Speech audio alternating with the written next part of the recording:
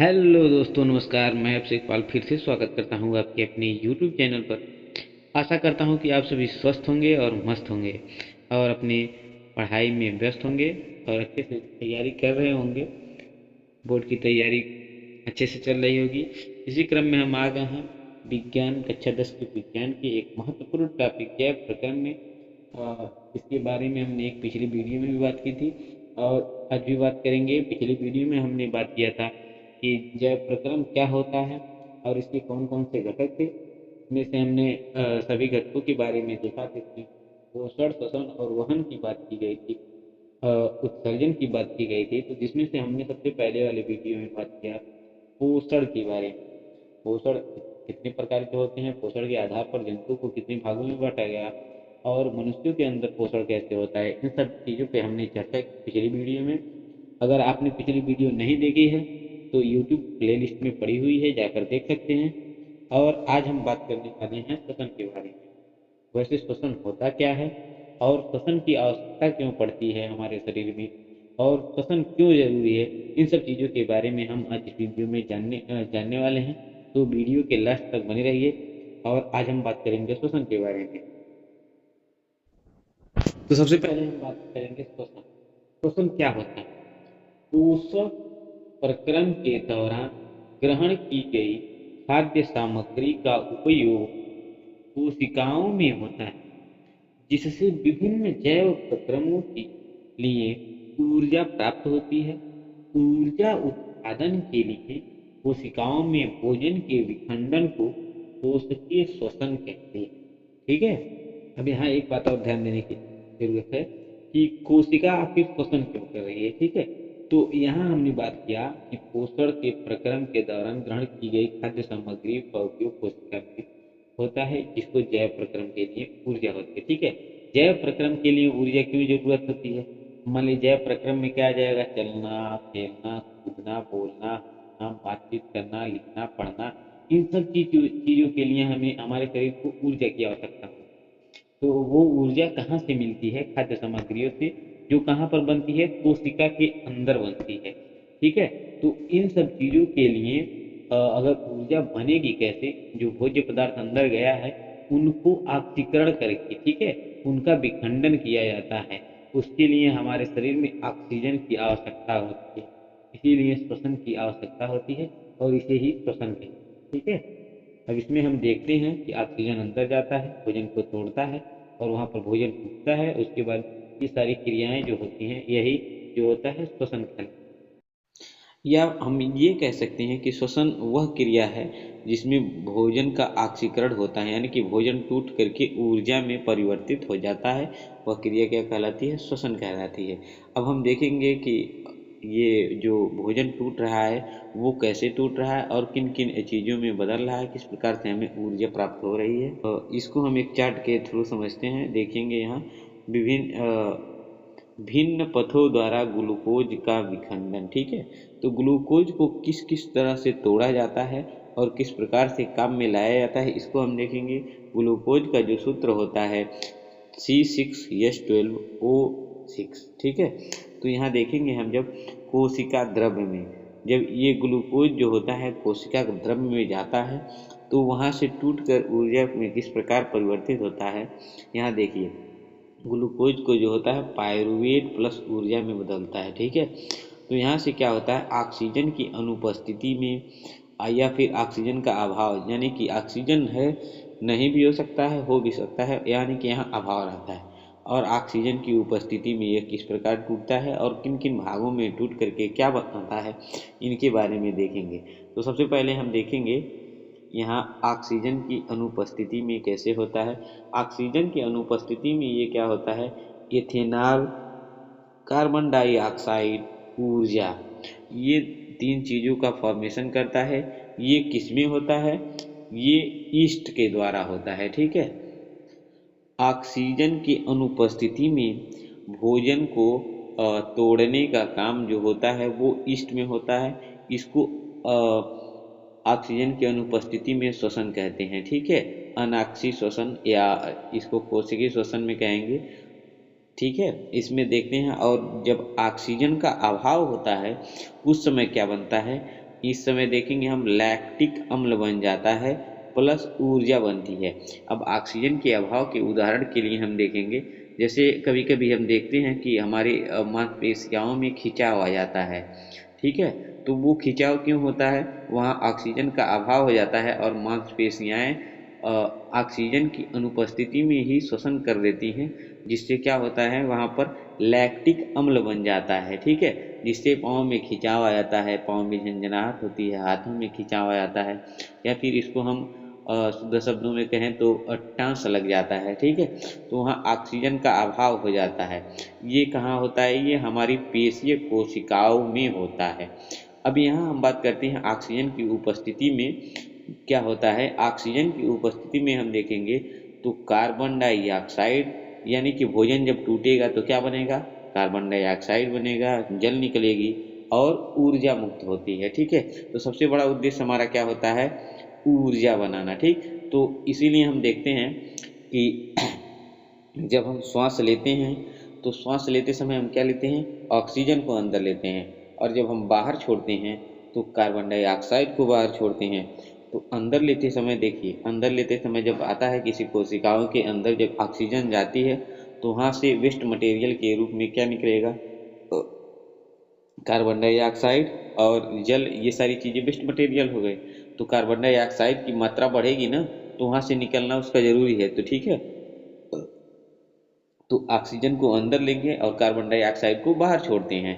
तो वो कहाँ से कार्बन डाइऑक्साइड बन रहा है, वो जब भोजन टूट रहा है और हमको ऊर्जा मिल रही है तो वहाँ से वो कार्बन डाइऑक्साइड वेस्ट मटेरियल के रूप में बाहर निकलता है, ठीक है।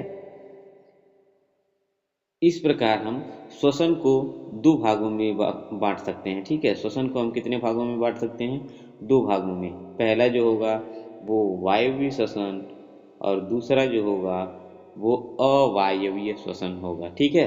तो इसमें हम जब देखेंगे वायवीय श्वसन में हम बात करें तो वायवीय श्वसन, वायवीय क्या मतलब क्या होता है कि जिसमें ऑक्सीजन की उपस्थिति हो, ठीक है। ऐसी श्वसन जिसमें ऑक्सीजन की उपस्थिति हो उसको वायवीय श्वसन कहते हैं, और ऐसी श्वसन जो ऑक्सीजन की अनुपस्थिति में होता है, ठीक है, ऑक्सीजन की अनुपस्थिति में होता है, उसको अवायवीय श्वसन कहते हैं।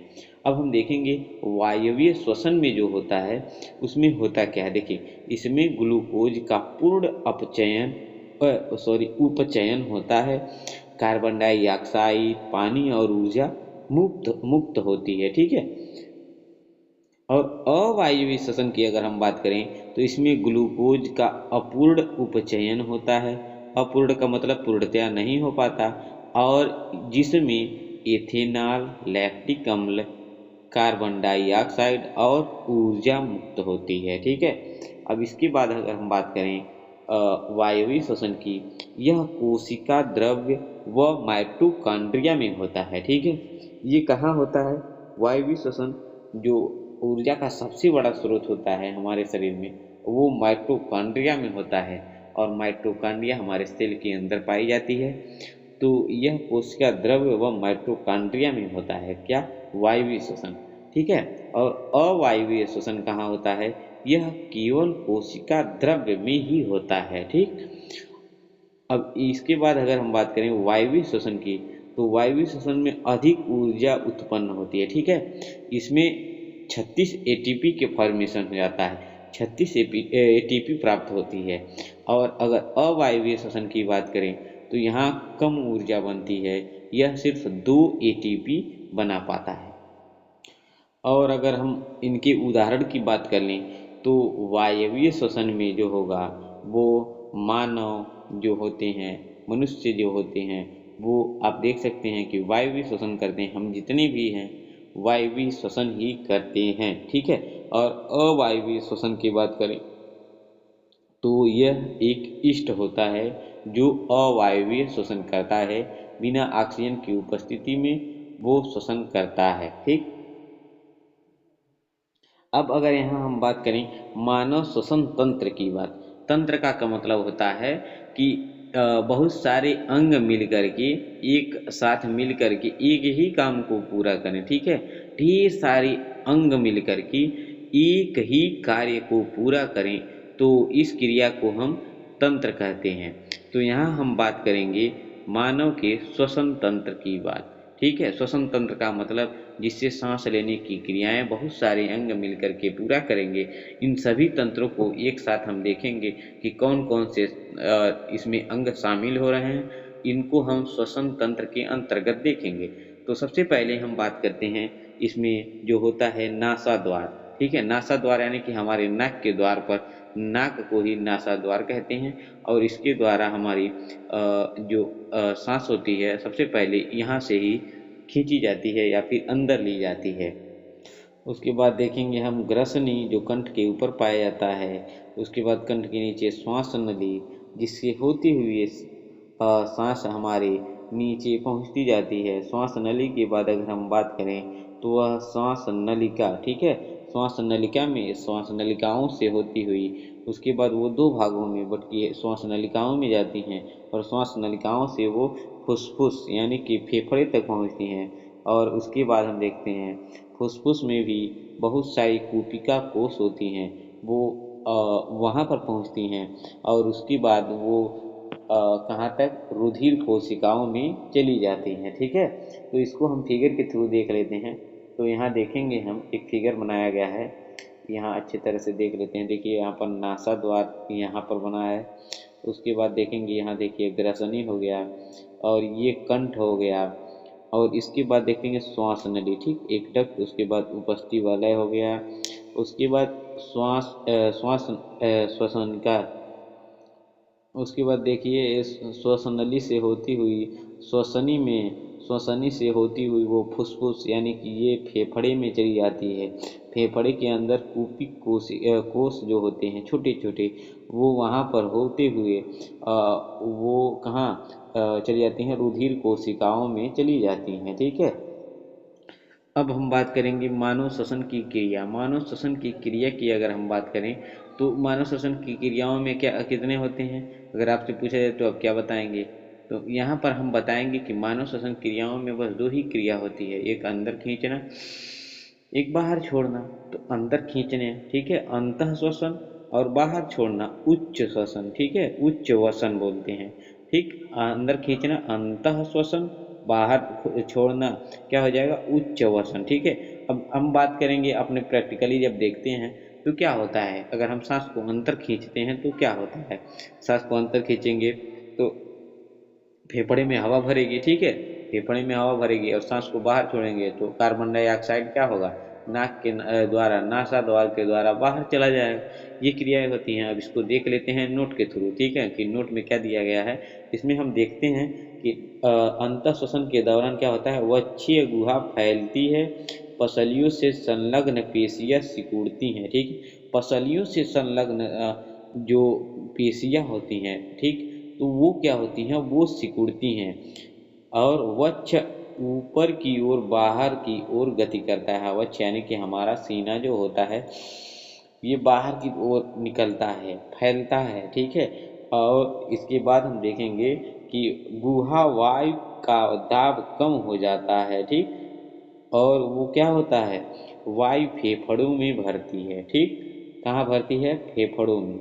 और अगर हम बात करें उच्च वसन की तो यहाँ पर देखेंगे जो उच्च वसन होता है, वृक्षीय गुहा अपने मूल आकार में वापिस आ जाता है और पसलियों की पेशियां शिथिल हो जाती हैं।